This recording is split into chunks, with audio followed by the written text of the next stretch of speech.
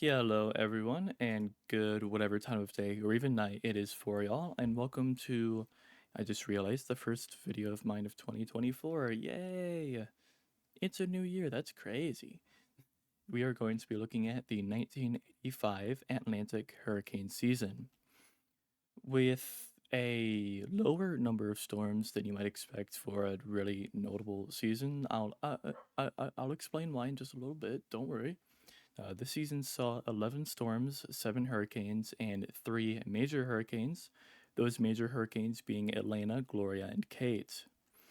This season was average with an ACE of 87.98. That's actually, if I'm not mistaken, just a little bit below average, like ever so slightly. But in any case, this season would still see the tragic deaths of 60 and $4.5 billion in damage. We have a number of storms to go over. Most of them have some very interesting tracks, such as Elena here. Elena became a tropical depression over northern Cuba around around 28th of August, or just before northern Cuba, I should say. However, we have to backtrack just a little bit to go over two notable things about Elena.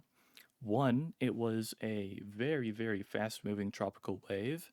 This even continued in its tropical depression and tropical storm phase, and then it slowed down closer to the United States. And two, uh, due to a very unusually intense Saharan air layer, Elena very much so had inhibited development, so why it formed so relatively late. The Saharan air layer, I don't think I've ever explained it here, so I'll do it now. Might as well. Is the normal steering wind current that steers tropical waves from one side of the Atlantic to the other for the most part. It is normally fairly dry, as there is the Saharan desert there that is, just a little dry and just a little hot. Not that much though, something like Arizona, not that bad. It's just a dry heat. And this is very pronounced in 1985 with an exceptionally dry um, steering currents here. Two things hurricanes hate is dry air and shear, both of which the Saharan air layer at the time was abundant in. So you can see why Elena did not form until practically over Cuba. So we're skipping forward here to Elena becoming a hurricane, which it did so in the Gulf of Mexico on the 29th of August. A low pressure that was situated to the northwest of Elena suddenly dove to the south unexpectedly after Elena was predicted to landfall near Biloxi, Mississippi. This low pressure stayed here for around 2 or so days before, just as quickly as it entered, it left by the 31st of August. This was, however, enough time for Elena to become a Category 2 and then even a Category 3 major hurricane on the 1st of September. Elena peaked at a wind speed of 125 miles per hour at, depending on the source you want to use, the NOAA documents that I found listed 951 millibars. Wikipedia lists 953. I don't know where Wikipedia is getting that number from, so we'll make both parties mad and say 952. How about that?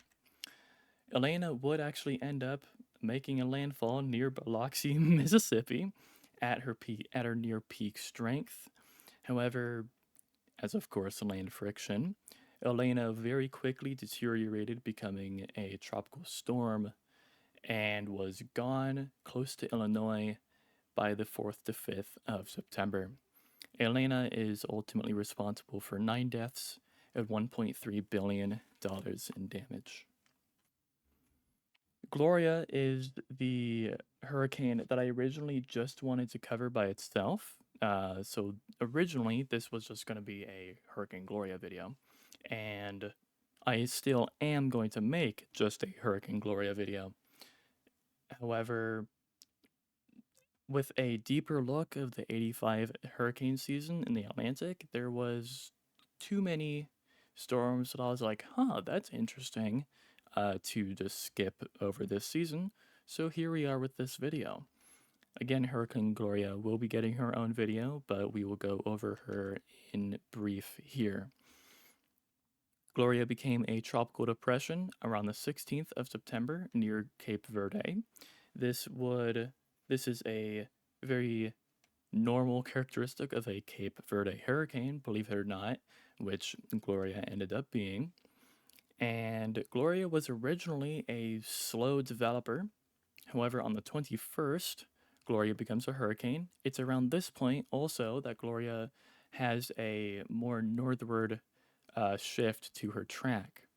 Gloria becomes a major hurricane by the 24th and peaks on the 25th at an estimated wind speed of 145 miles per hour at an also estimated pressure of 919 millibars. This would be the lowest pressure at the time seen in the northern Atlantic. I could not tell you off the top of my head if this pressure has been beaten, but I'm going to do an estimated guess and say maybe. Gloria would degrade back down to 90 miles per hour just 30 hours later, partially due to almost tearing itself apart due to how asymmetric its winds were actually. Normally, this isn't a super big deal, but for whatever reason, Gloria was extremely asymmetrical, and this caused some problems. Good for us though. You know, don't need a strong hurricane anywhere on the U.S. Gloria would landfall on Hatteras Island on the 27th of September, on Long Island at 85 miles per hour, also around the third of October, and finally make landfall on Westport, Connecticut, on around the same time, the 1st or so of October.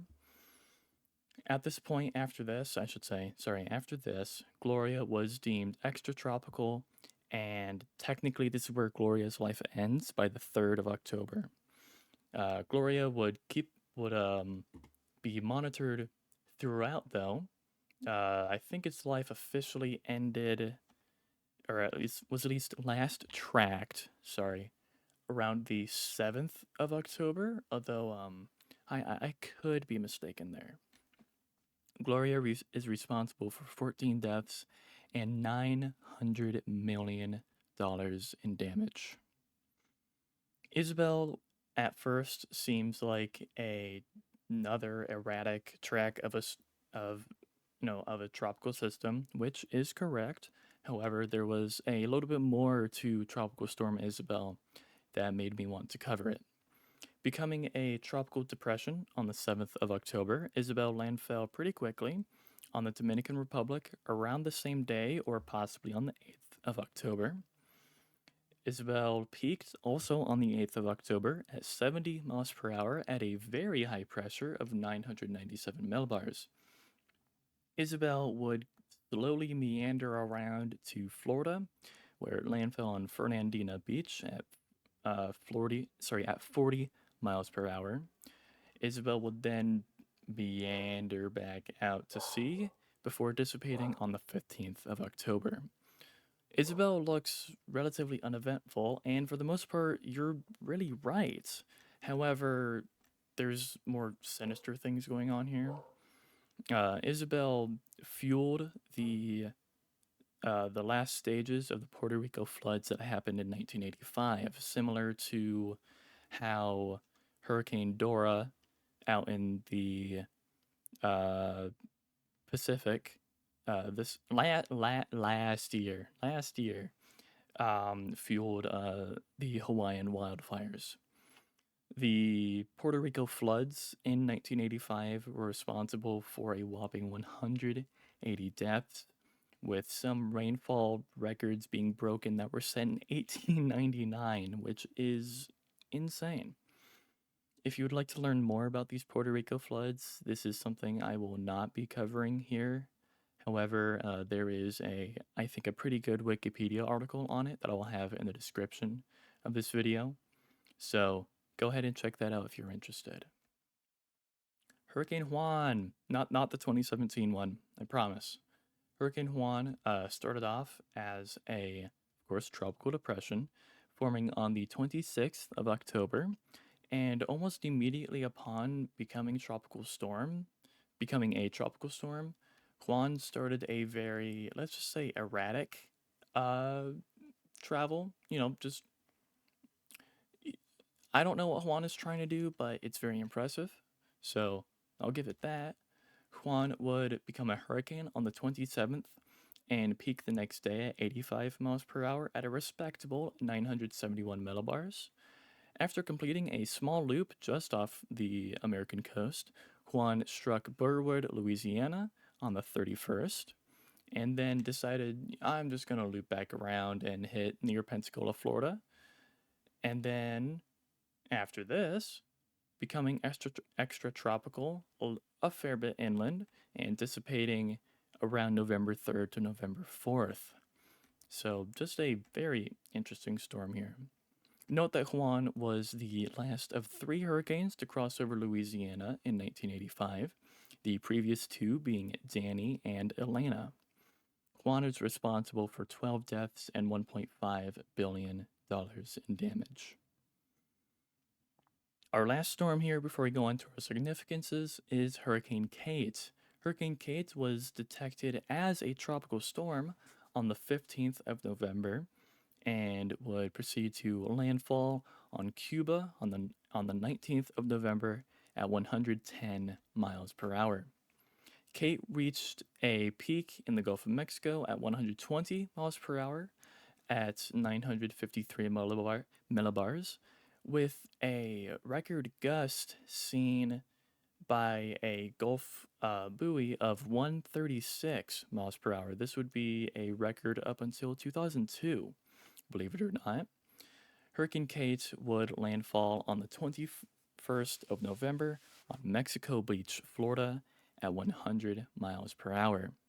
Kate would then exit the United States and dissipates on the 23rd. So a a very speedy, a speed run, if you will, of the U.S.